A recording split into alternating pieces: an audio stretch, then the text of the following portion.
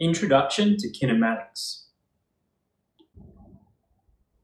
Kinematics is all about motion, and in particular we're going to look at displacement, velocity and acceleration all in one dimension. So if it's all in one dimension, we're only looking at one axis only, our x-axis. So let's draw up an x-axis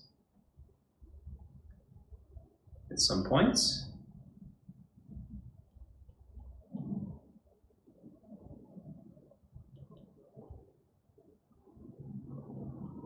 Okay. Now, if we were to start at the origin, we define this as x equals 0. And if we were then to move 3 units to the right, we'd end up at x equals 3.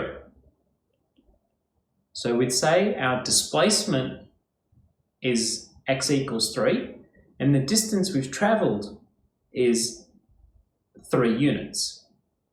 From there, if we were to move 5 units to the left, we'd be over here, and our displacement would be x is minus 2, but the distance we've travelled would now be up to 8 units. So the difference between displacement and distance is displacement just tells you where you're currently at, and distance tells you how far you've travelled in total.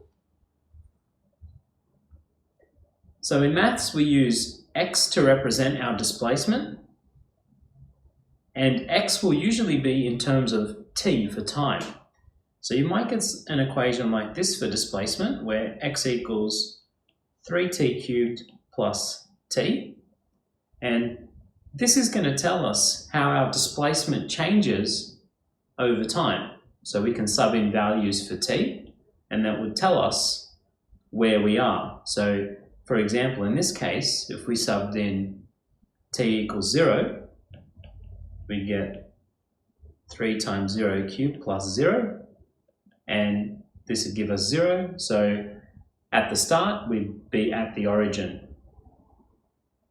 If we subbed in t equals 1, so after 1 second, it would tell us our displacement. So we get 3 times 1 cubed plus 1, which is going to give us 4.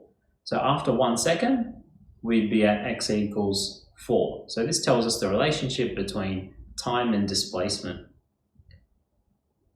Now, when we find the derivative of our displacement function, for example in this one, so to find the derivative of x with respect to time, we write it as dx dt, and the derivative of our function that we had up here is going to give us 9t squared plus 1. And finding the derivative of our displacement function gives us a function for velocity. Because if we think about how what's happening is we're finding a rate in which our displacement changes over time.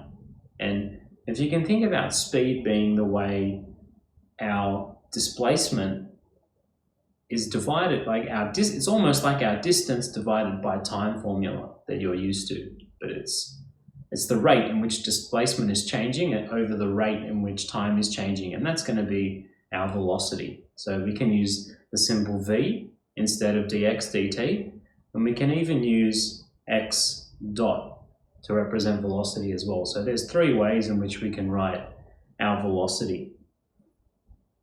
And some things to note: if our velocity is positive, it means we're moving to the right.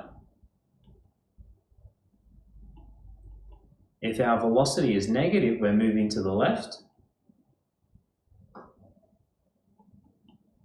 If our velocity is 0, we say the object is at rest. What happens if we derive our velocity? So we're actually So if we derive velocity, we could write that as dv dt, and that would give us 18t in this case. And another way to write that would just be the second derivative of our displacement, so d2x dt squared. And the way our velocity changes over time, that's actually our acceleration. So we can use a as well. And another symbol we can use is x double dot for our acceleration. So all of these are the same thing. And what's really important with is our acceleration. If our acceleration is positive and our velocity is positive, or our acceleration is negative and our velocity is negative, so if they're the same, it means the object is speeding up. So velocity is increasing because acceleration is a measure of how velocity is changing. So if both our acceleration and velocity have the same sign, it means the object is speeding up. If our acceleration and our velocity have different signs, so if our acceleration was positive and our velocity was negative, or our acceleration was negative and our velocity was positive, it would mean the object is slowing down.